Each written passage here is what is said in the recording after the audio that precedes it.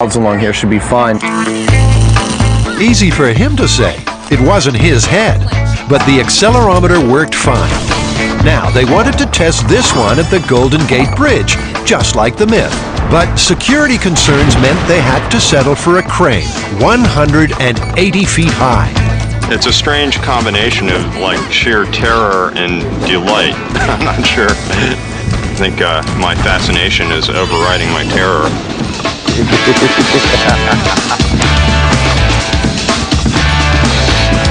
First up, they tested Buster's impact without the hammer.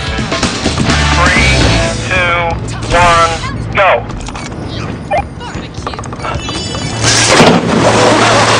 Oh no! Poor guy! Oh no, no, no! One drop, one leg. Two drops.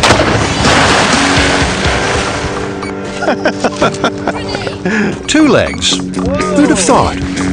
He's completely trashed. The cast aluminum of his thigh bone right here absolutely just shattered in contact with the water. It's pretty obvious that from that height, you're completely screwed. Legless, Buster concurred with that scientific assessment. But his day wasn't done. Would the addition of a hammer break the water's surface tension and save his skin? We're ready on your count. 3, 2, 1, go!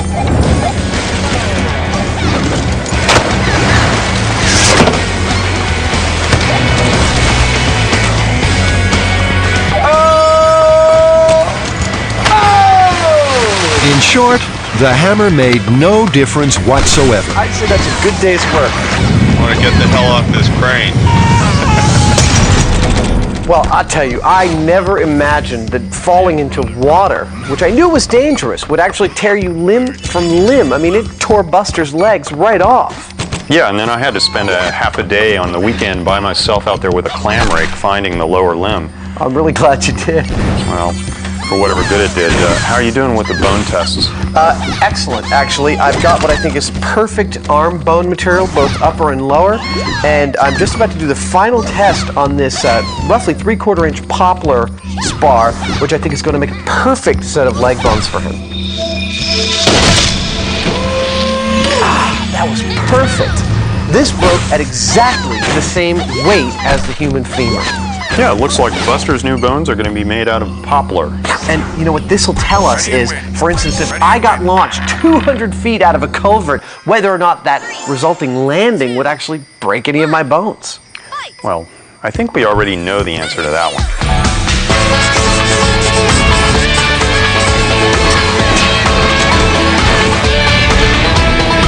Well, what's next in line for Buster is put him in a 3-foot pipe with a bunch of gasoline and maybe even gunpowder and see if we can launch him like a cannonball. In this myth, a hillbilly is blown over his house after trying to blast a raccoon out of a rain pipe using gasoline. It's like a secret escape hatch! Woo! The guys had a pipe 3 feet round, just like the myth. It was positioned in a pile of earth for stability and safety. Well, we've just covered the pipe with dirt, and so I guess we're going to pour some gasoline down there and light it with the dummy in the tube. We pretty well know that nothing's going to happen.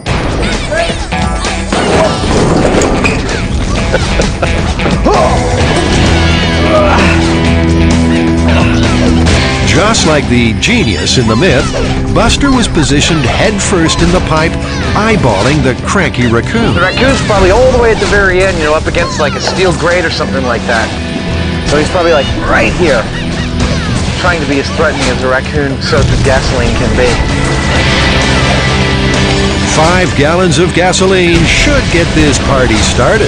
Okay, it's kind of a lot. There's a lot of gasoline pouring out of there. That's it. That's it. All right, get out of there. In 3, 2, 1. There we go. We have ignition. Put it out now. Go.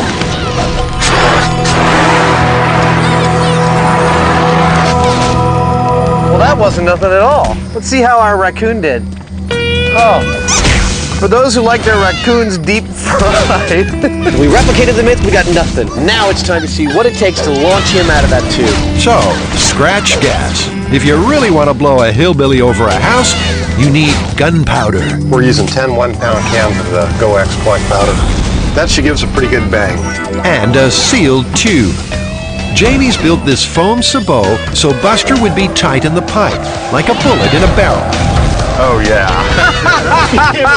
Buster is locked in the sabot. It's a perfect fit.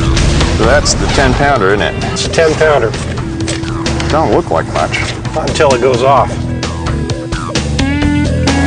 Look at that, that's perfect. The whole damn thing could blow up for all we know, but our best shot is that it's going to come out of there, and it's going to come out really fast, and it's going to look really cool. Jamie's so confident, he's parked Buster's chair right where he thinks he'll land. Jamie, you hoping to catch him? Yeah. All right, that's about the most optimistic thing I've ever heard. If you catch him, I'll give you $100. Buster, of course, would get nothing but trouble. 5, 3, 2, 1.